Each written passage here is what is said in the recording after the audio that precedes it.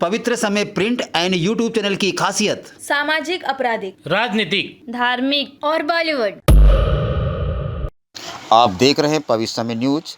हाल ही में घाटकोपर पश्चिम में जीवनधारा संघ ने प्रेस कॉन्फ्रेंस की है, जिसमें अध्यक्ष गोविंद पांडे क्या कहते हैं, सुनिए। जीवनधारा संघ का अध्यक्ष आज जो ये प्रेस कॉन्फ्रेंस रखा हुआ है, ये मनोरी गांव में एक महिला का, हमारे पास बुजुर्ग महिला का मैटर आया था, जिसको हम लोग एक न्यूज़ वायरल हुई थी हमारी, जो हमने न्यूज़ दी थी, बाइट दिया था अपना फ्लैश न्यूज़ के माध्यम से। उसके बाद हमारे खिलाफ एक न्यूज़ आई है, जो हमारे ऊपर जो भी आरोप लगाए गए हैं वो सब झूठे हैं। उसके लिए ये हमने प्रेस कॉन्फ्रेंस रखा है आज। मैटर क्या था?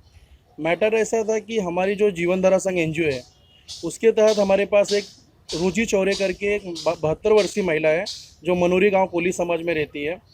वहाँ का मैटर था, तो उनका एक पारिवारिक वाद था, जो वाद था कि उन पारिवारिक जो भी उनके परिवार वाले थे, वो भी ज़बरदस्ती उन पर कब्जा करने का प्लान था।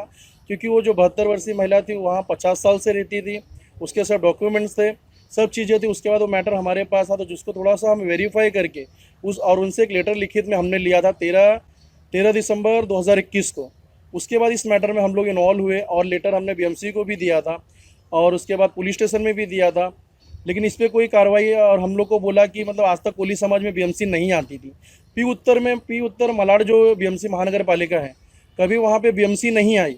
तो आज किसके दबाव से उस समाज के रूम तोड़ने के लिए, हमें अधिकतर देखा गया है कि कहीं पे भी रूम तोड़ने बीएमसी नहीं आती है। गाले का डेमोलिशन होता है, लेकिन रूम का जल्दी नहीं होता, जो हमें जहाँ तक पता है। लेकिन कोली समाज में फर्स्ट टाइम बीएमसी और गरीब महिला को दबाया गया था। उसके बाद उस गरीब महिला को ऐसा लगता है कि जो न्यूज़ वायरल हुआ है, उसमें कुछ पीछे से भी ऐसी आवाज़ आ रही है कि हमारे खिलाफ डरा धमका के वो चीज़ें न्यूज़ बनाई गई है।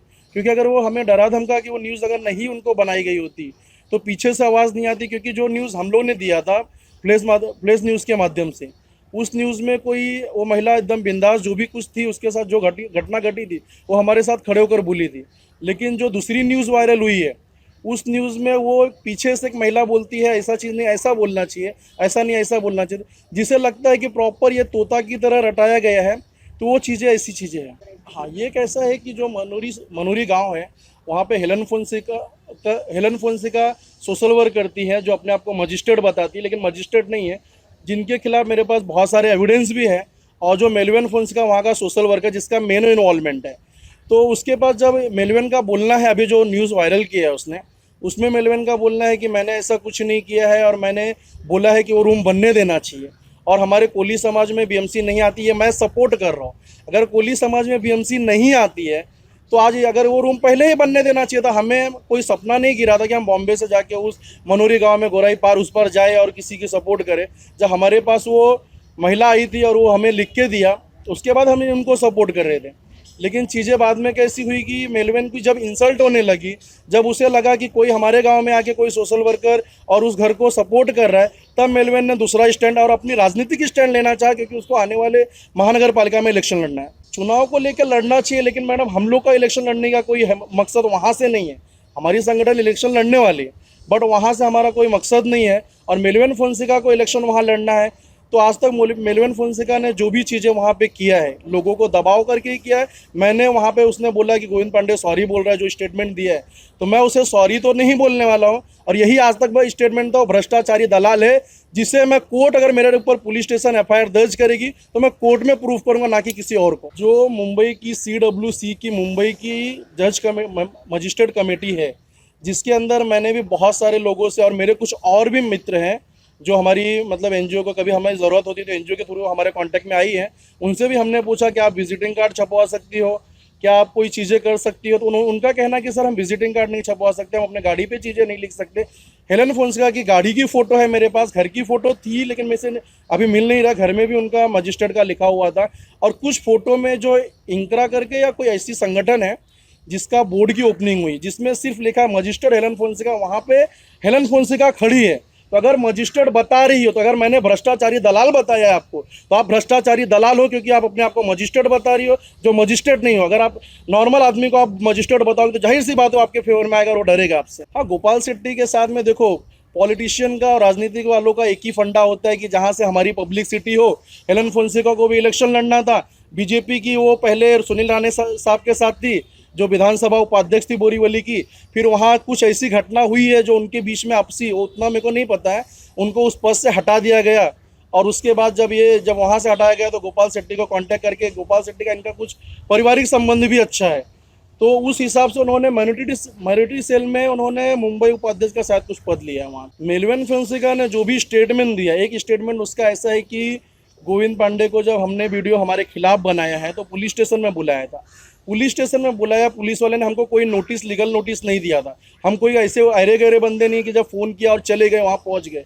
हमने किसी के खिलाफ बोला है ना, हमको लीगल नोटिस दो। और हमारी टीम की जो एडवोकेट अमरप्रीत अरोरा जी है वो वहाँ पर गई थी दोनों दिन। तो हम लोग सुबह गए थे फर्स्ट दिन, और सेकंड दिन जब बुलाया था हम लोग को तो हमारी एडवोकेट को हमने भेजा था। हमने बोला था जो भी चीज़ें लीगल अगर चीज़ें है आप लीगल नोटिस हमारे एडवोकेट के हाथ में दे दीजिए। हमें संजय सावंत साहब का जो गोराई पुलिस स्टेशन के सीनियर पीआई है उनका फ़ोन आया था, और हम लोग ने भी उनको फ़ोन किया था कि सर इस महिला को मदद करो, और हमने पुलिस स्टेशन में एक लेटर भी दिया था। लेकिन संजय सावंत का ये बोलना था कि आप मेलविन से आओ, माफ़ी मांगो, तो मेलविन जैसा बोलता है। तो संजय सावंत के बोलने पे मैं माफ़ी नहीं मांगने वाला। संजय सावंत की एक मेरे पास रिकॉर्डिंग है जिसमें मेरे को संजय सावंत साहब ने बोला कि आप पुलिस स्टेशन आओ। बोला सर मैं पुलिस स्टेशन नहीं आ रहा, मैं 4 बजे डीसीपी साहब के पास जा रहा हूँ। तो वो मेरे को धमकी भरे शब्दों में बोलते कि आप डीसीपी के पास क्यों जाओगे, हमने बुलाया, पहले हमारे पास आना चाहिए।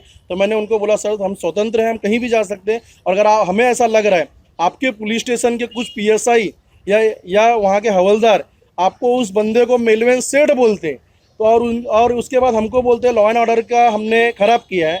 मेलविन की 2 वीडियो है मेरे पास। अगर मेलविन का 2 दिन के बाद वहाँ के कुछ लोगों को जमा करता है, या तो लोगों का एक्शन रिएक्शन होता है, अगर मेरे लिए जैसा मेरी एनजीओ है, अगर मेरे लोगों का, मेरे कार्यकर्ताओं का मेरे लिए एक्शन रिएक्शन होगा तो ताबड़तोड़ होगा न्यूज़ देखने के बाद, ना कि 2 दिन के बाद प्रॉपर प्लानिंग से होगा।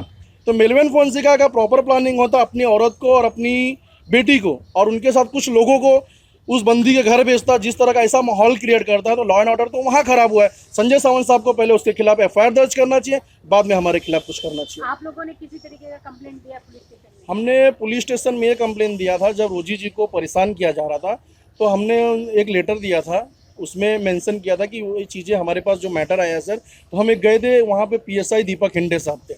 तो दीपक हिंडे साहब ने, हमारी एडवोकेट भी गई थी, और जिसके थ्रू हमारे पास मैटर आया था, नूतन भोईर जो हमारी मुंबई अध्यक्ष हैं, उनके साथ हम लोग गए थे। तो दीपक हिंडे ने हम लोग को, मैडम को चिल्ला के बाहर भगाया।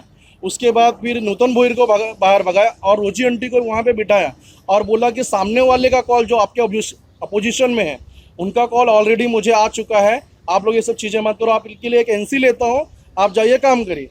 तो आप दीपक हिंडे भगवान थोड़ू ना है कि सामने वाला कॉल आ गया। तो इसमें लगता है कि दीपक हिंडे को जो हमने भ्रष्टाचारी बताया है इस वजह से बताया क्योंकि दीपक हिंडे को सबसे पहले पता चल जाता कि ये मैटर क्या हो रहा है क्या नहीं हो रहा है, क्योंकि उन्होंने कोई एनसी या कंप्लेन नहीं डाला था कि जो दीपक हिंडे को पता होना चाहिए था। दीपक हिंडे को कॉल पे दीपक हिंडे डायरेक्ट बोलते हैं कि उनका कॉल आ चुका है, आप लोग ज़्यादा मगजमारी मत करिए, आप लोग सब बाहर निकलिए। एक सोशल वर्कर को या पत्रकारों को अगर पुलिस ऐसा बाहर भगाएगी तो उस टाइम पे हम लोग क्या कर सकते हैं? हम डीसीपी के पास या आगे का प्रोसेस नहीं करेंगे तो क्या करेंगे? देखो, आज जो जीवनधारा संघ ने जो प्रेस कॉन्फ्रेंस को बुलाया, आयोजित किया, उसका एक ही मकसद है कि जो मेलविन फोंसेका है, जो उधर का दलाल है, जैसा गोविंद जी ने बताया, हेलन फोंसेका और मेलविन, वो एक सदस्य भी नहीं है, वो खुद को जज बोलती है, न्यायाधीश बोलती है, लेकिन उसका जो जज है, जो उसने बोर्ड लगा था उसके बंगलों में, वो पूरा गलत है। और मैं तो सीनियर पीआई संजय सावंत को मैं खुद फ़ोन किया था, तभी संजय सावंत मेरे को बोले कि आप पुलिस स्टेशन में आओ तो एफआईआर लेंगे, लेकिन मैं तो संजय सावंत को बोल रहा हूँ कि मेलविन फोंसेका को आपका दामाद है क्या? जैसा पुलिस स्टेशन में बैठा था, एक एडवोकेट का, एक सोशल वर्क का उसने वीडियो बनाया, तो एक्चुअली गवर्नमेंट का जो रूल है, जो जीआर है, वो पुलिस स्टेशन में सीसी कैमरे लगाया है और दूसरे को अलाउ भी नहीं। जैसा हम लोग भी जाते हैं तो पहला पुलिस हम लोग को बोलता है, उसका जो ऑर्डर ले लेता है वो बोलता है कि आपका मोबाइल बाहर रखिए, वो अंदर अपने को जाने नहीं देता। क्यों आजकल ऐसे बहुत मीडिया पर्सन है, जैसा हम लोग भी दोनों भी मीडिया पर्सन है, कि छुपे कैमरा अपन लेके जाता है तो पुलिस की नौकरी अपन घला सकते हैं, इतने अपने में पावर है कि अपन कानून के रखवाले हैं, उन लोग रखवाले हैं, बराबर है। तो अभी भी जो घर बन रहा है रोजी का, वो खाली जीवनधारा संघ के वजह से बन रहा है। जब अगर हम लोग नहीं जाते थे तो रोजी को उन लोग हैरेसमेंट करते थे। दूसरी बात, ये मीडिया पर्सन इधर आए ले गोरेगांव से, उनका भी हम लोग स्वागत करते हैं। तो उन्होंने जब बाइट लिया तो आप भी थे, आप ही फ्लैश न्यूज़ ने बाइट लगाया, तभी रोजी बिंदास बोल रही थी। लेकिन जब इन्होंने बाइट लिया तो डर के बोल रही थी, एक उसको पीछे से चाबी मारता है वैसा चाबी मार के बता रहा था, ऐसा ऐसा बता। तो हम लोग अभी जो मेलविन फंसो के मनोरी में जो ओपन प्लॉट का उसने हड़प किया है, जो गरीब लोग को उसने सताया, उसके खिलाफ हिंदू राष्ट्र सेना तो युद्ध पातळी पे लड़ेंगे, जीवनधारा भी रहेंगे। और जो जो सीनियर पीआई है, जब आप रिटायर हो गए संजय सावंत, तो भी संजय सावंत का हम लोग आरटीआई मारेंगे। हमारी मैडम है एडवोकेट अमरप्रीत, हम लोग प्राइवेट केस करेंगे। दीपक हांडे जो स्टेशन हाउस में बैठ के रुबाब कर रहा था, जैसा कि एक मेलविन उसका दामाद है, वैसा मैं तो बोलता है दीपक हांडे ने उसकी लड़की देने वाला क्या मेलविन को, और मेलविन इतना उधर का दलाल और खुद को भाई समझता है। जब हम लोग 4 आदमी गए थे तभी तू तेरे एरिया में आया था, तभी तू भाईगिरी बताने का था। और मेलविन पैसे को आपके माध्यम से बता रहा हूँ, हम लोग से भाईगिरी करना नहीं। और जब तू मनोरी में बोलेगा तब आएगा। पहला पुलिस वाले ने मेलविन और हेलन पे एफआईआर दर्ज किया, बाद में हम लोग के पास आना। तो आपको मैं बताया कि रोजी को हैरेसमेंट किया है, उसमें पुलिस के भ्रष्ट अधिकारी भी इन्वॉल्व है। पुलिस के भ्रष्ट अधिकारी है, मेलविन है, हेलन है, उधर के जो लोकल ये पर्सन है, उन लोग भी है। इसके लिए रोजी जब मीडिया के सामने बाइट दिया तभी दिख रहे डरे हुए जब अपन उसके साथ थे। और ऐसा भी नहीं, जब हम लोग पास कोई भी कंप्लेंटर आता है, कोई भी त्रस्त व्यक्ति आता है, और दूसरी बात सीनियर सिटीजन है, 72 ईयर है बराबर, तो हम लोग का ये काम है कि हम लोग के पास कोई भी आएगा तो उसको हेल्प करना। और दूसरी बात ऐसा हम लोग उसको हेल्प किया ने, उसका बाकायदा हम लोग को लेटर दिए है। सर हमारी एनजीओ जो है ना, कोविड में 9,000 लोगों को पर डे सुबह शाम खाना खिलाती थी। कोविड में हमने बहुत सारे काम किए हैं, कम से कम 12 से 15 पुलिस स्टेशन में हमने बेकायदा लेटर दिया है कि हम खाना दोनों टाइम का पुलिस स्टेशन में जाके देते थे। तो सोशल मीडिया पे हम लोग बहुत एक्टिव हैं उस तहत। और हमारी जो जीवनधारा संघ की मुंबई अध्यक्ष नूतन भोईर है, उनके थ्रू रोजी चौरे जी हमारे पास आई थी और उन्होंने लिखित में लेटर दिया कि हमारे साथ ऐसा ऐसा मेलविन फोंसेका के दबाव से ये चीज़ें क्रिएट हो रही है। क्या आपको पता था कि इनका ये पारिवारिक मुद्दा है, इस मैटर में आप गए थे? हाँ, मुझे पारिवारिक मुद्दा पता था, लेकिन पारिवारिक मुद्दा ये किसी लोगों के दबाव से है कि पारिवारिक मुद्दा होता है जब मेरा भाई, अगर मैंने लिया है कोई प्रॉपर्टी या मेरे डैड ने दिया है तो मेरा भाई लड़ सकता है, भाई के भाई बच्चे के बच्चे नहीं लड़ सकते। और सुप्रीम कोर्ट का जजमेंट है कि 11 साल की जो प्रॉपर्टी पे किसी का कब्जा रहता है तो सामने वाले की प्रॉपर्टी होती है। रोजी चौरे जिस प्रॉपर्टी पर रहती थी वो 50-60 साल से वहाँ पे प्रॉपर्टी पे रहती है, जिसका एविडेंस भी हमारे पास है। और जब वो प्रॉपर्टी को ख़राब हुआ, साइड से दीवार गिर रही थी, तो उस प्रॉपर्टी को तोड़ के रोजी जी ने बनाने की कोशिश किया। तब मेलविन फोंसेका का जो बोलना है कि बीएमसी, या आज मेलविन फोंसेका का बोलना है कि मैं सपोर्ट कर रहा हूँ, मेलविन फोंसेका सपोर्ट करते तो हमें मनोरी गाँव नहीं जाना पड़ता। आप मेलविन को कब से जानते हो? मेलविन को मैं नहीं जानता हूँ, मेलविन को मैं हेलन के थ्रू ही जानता हूँ, क्योंकि फर्स्ट टाइम जब मैं उस मैटर में मैं गया तो हेलन फोंसेका जीवनधारा की मेंबर्स थी, उनको मैंने फ़ोन किया था कि मैडम ऐसा ऐसा चीज़ें हैं, तो बोली मेलविन मेरा रिश्तेदार है, आप बात कर लो। तब हेलन फोंसेका ने पूरी चीज़ें हमें नहीं बताई थी। तो बाद में हम मेलविन को फ़ोन किए। मेलविन ने जब उस टाइम पे रोजी चौरे को परेशान कर रहा था, बीएमसी के हेलन के थ्रू बीएमसी को लेटर भिजवा रहा था, अगर मेलविन फोंसेका को इतनी तकलीफ थी, इतना गाँव का रिश्तेदार और गाँव का दामाद या जो भी चीज़ें था वो गाँव का, तो उस हिसाब से बीएमसी और हमारे जैसे लोगों को वहाँ आने की ज़रूरत नहीं। रोजी की जब उनके पास गई थी उसी टाइम बनाने दिया था। अगर उसका राजनीतिक स्टैंड नहीं होता तो उस टाइम पे जब स्टार्टिंग में हम गए थे, 2 महीना से हम कंटिन्यू जा रहे थे, तब मेलविन फोंसेका वहाँ क्यों नहीं आया था?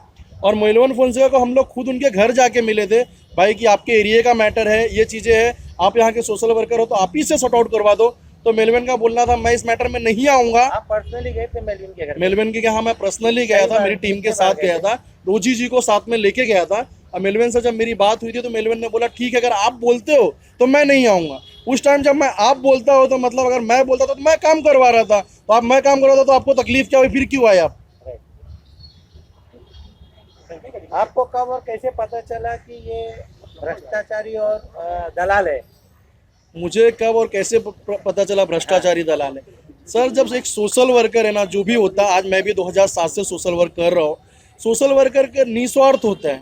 अगर निस्वार्थ नहीं होता तो उसके इतने सारे नखरे नहीं होते, मैं कर दूंगा, मैं करवा लूंगा। आज जब हम गए थे आपके पास, उसी टाइम करवा लेता।